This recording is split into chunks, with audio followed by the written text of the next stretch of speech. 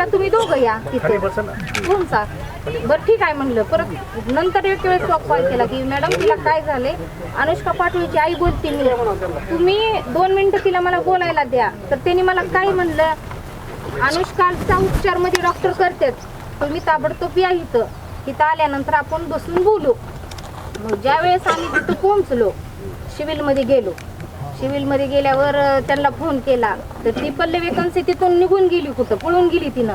त्याच्यानंतर तिथल्या नर्सचा नंबर दिला, चंदना उदमले, तिचा नंबर दिला. तिला कॉल केला की मॅडम कुठे यायचंय, आमची मुलगी कुठं आहे. तिच्या पप्पानी फोन केला तरी या तुम्ही पुढे या, आगी आव.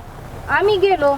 मग आणखीन एक मॅडम यायचंय तर नेमकं कुठे यायचंय, नेमकं तुम्ही ठिकाण सांगा, पुण्या आयशू मध्ये आहे का दुसरीकडे कुठं आमची मुलगी आहे ते सांगा.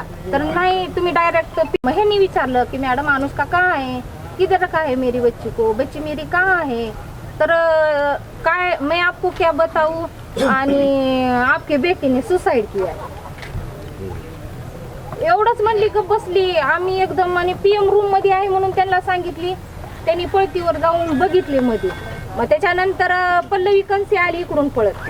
मग तिला विचारलं आम्ही, मॅडम काय झालंय, कशामुळं, काय समजना, खरं तर वाटणं गेलं, नेमकं घटना काय घडली आहे.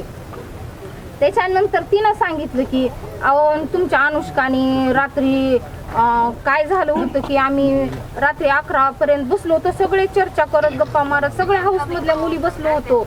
आणि त्याच्यानंतर काय झालं की तिनं असं केलं. मी मला कसं केली, कुठं सुसाईड, काय म्हणायला तुम्ही.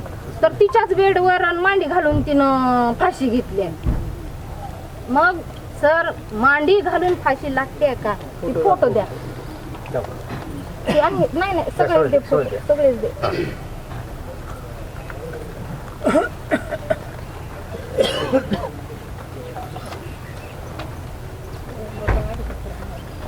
हे बघा सर, अशी फाशी लागते का.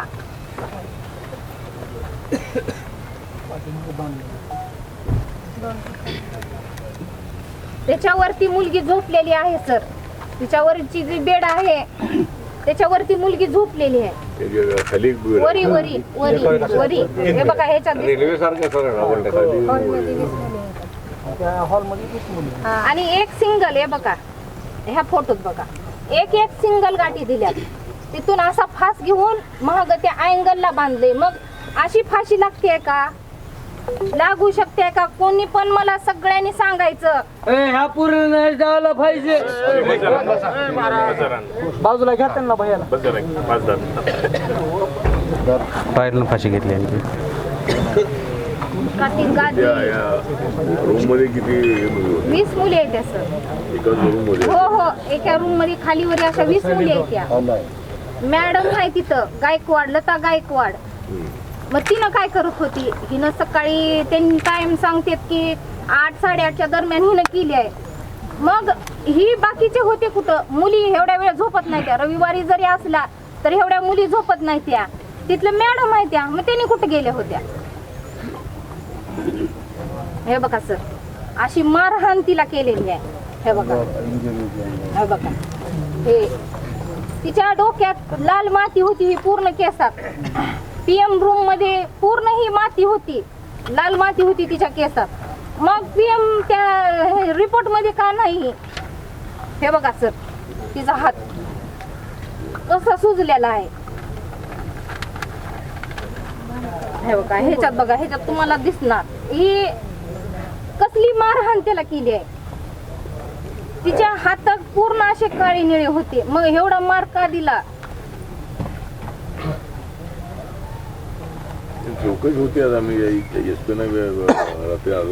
रात्री केलेली आहे, आपण आग्रह केलेला आहे. वर 302 लागतो का बघा तुम्ही. 302 खुनाचाच कलम लागावं लागते. कारण अशी सर फाशी लागणं, मी सगळ्या समोर बसते, मला तुम्ही फाशी देऊन बघा, तशी मांडी घालून फाशी लागते का.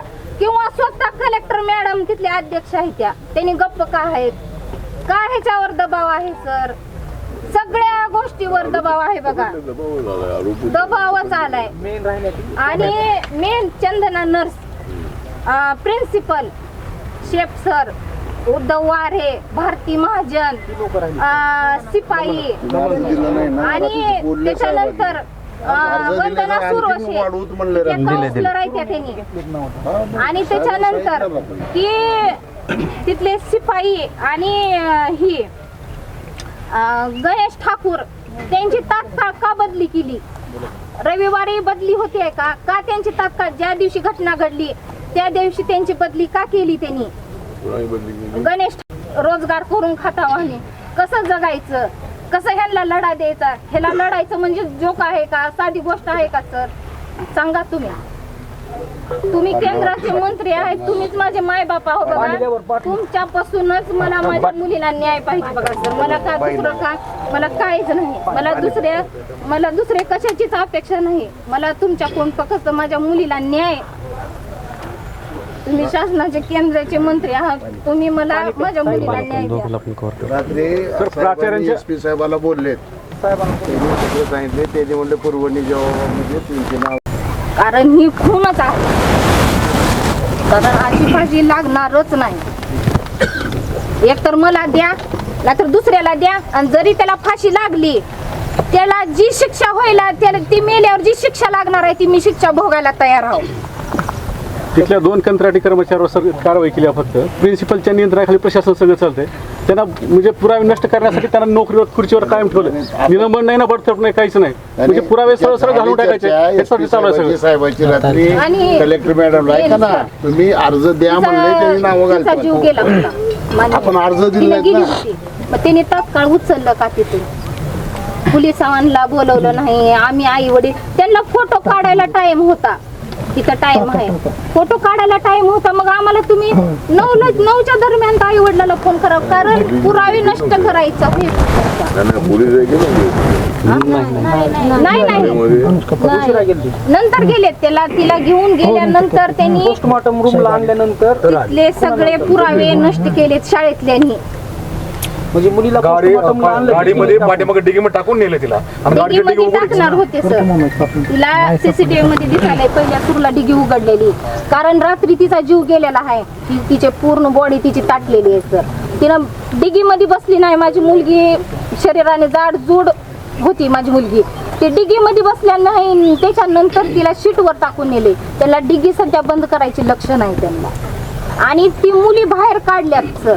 मुली बाहेर काढून मग हिचा जीव होता, त्याने म्हणते तिचा जीव होता तर तुम्ही मुली हे सगळ्या बाहेर काढायची का तुम्ही वाट बघितलो? तुम्ही डायरेक्ट ॲम्ब्युलन्स बोलवलं का नाही? तिथल्या पुण्या डॉक्टरला का तुम्ही बोलवलं नाही? तिथं नर्स होती तिथं.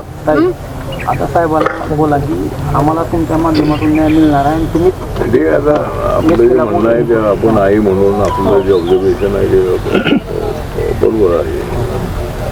त्याची संपूर्ण चौकशी आहे ती CID मार्फत करायला आपण एक तर काल पोलिसांशी आपण बोललो. आता हे की तुम्ही सांगताय की जर त्यानं आत्महत्या केली व काय झालं तर ताबडतोब तुम्हाला त्या ठिकाणी बोलवलं पाहिजे. त्यानंतर पोलीस तिथं यायला पाहिजे होतं. मला माहित नाही तिथं पोलीस आली होती, पण पोलीस न येता तिथून ती बॉडी अशी घेऊन जाणार चुकीच होतं. तिथं पोलीस आणि पंचनामा तिथे करायला पाहिजे काय झालेलं आहे. तर आता ते तुम्ही सांगताय ते ऑब्झर्वेशन आहे ते बघायला पाहिजे. इन्व्हेस्टिगेशनमध्ये आलं पाहिजे. CID इन्क्वायरी आपण करायला लावू. पण CID इन्क्वायरी करायला आता आढळलं. आता तिथं अडचण एवढीच आहे, तिथं सगळ्या मुली 30-40 मुली किती आहेत? मुली 20 मुली आहेत. आता तुमचं जे म्हणणं आहे की बाबा तिथं तिला फाशी लावली असेल किंवा झाली नसते, तिचा गळा तर दाबू झाला. ते आता या सगळ्या मुली ज्या आहेत त्या त्यांना या मुलीने मात्र सांगितलेलं आहे की त्या मारहाण केलेली आहे म्हणून. आणि पोलीस मला काल सांगत होते की ज्या वेळेला ते मारहाण करत होते त्यावेळेला मुलगी एकदम अशी तिचा एकदम असा राग आलेला होता आणि माझ्यावर अन्याय होतोय असं जिथं माहिती कधी होती किंवा मी काही न करता मला मारहाण केलेली आहे.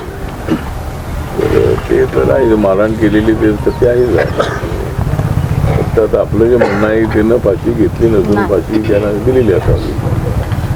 त्याच्यासाठी थोडी चौकशी होणं आवश्यक आहे. चौकशी झाली तर 302 लागू शकतो. काय चोरी तर आहे, तिथं आता पिशवी तर एवढ्या आहे. मुली तिथं होत्या तर ते आता ते रात्री उशिरा झाला असतं काहीतरी पोलिसांचा मला नाही म्हणजे मुली झोपल्यानंतर ते तिला असं केलेलं आहे. आता ते आपला आता घरी पण आता याच्यावर जो अन्याय झालेला आहे मारण्याचा अन्याय आहे आणि ती चौकशी व्हायला आपण CID साठी आपण प्रयत्न करूया आपण सीएमला पत्र द्यावं लागेल. आणि आता आरोपी जे पकडलेले आहेत ते जर 1-1.5 महिना जेलमध्ये आहेत ते त्यांना हे मिळालेलं नाही जामीन मिळालेलं नाही. तुम्ही जामीनसाठीच तिकडे कंत्राटी काम करायचं सर ते बाकीच्या लोकांना कोणाला प्रिन्सिपल किंवा ते जबाबदार आहेत त्यांच्यावर ऍक्शन झाली पाहिजे ऍक्शन झाली पाहिजे.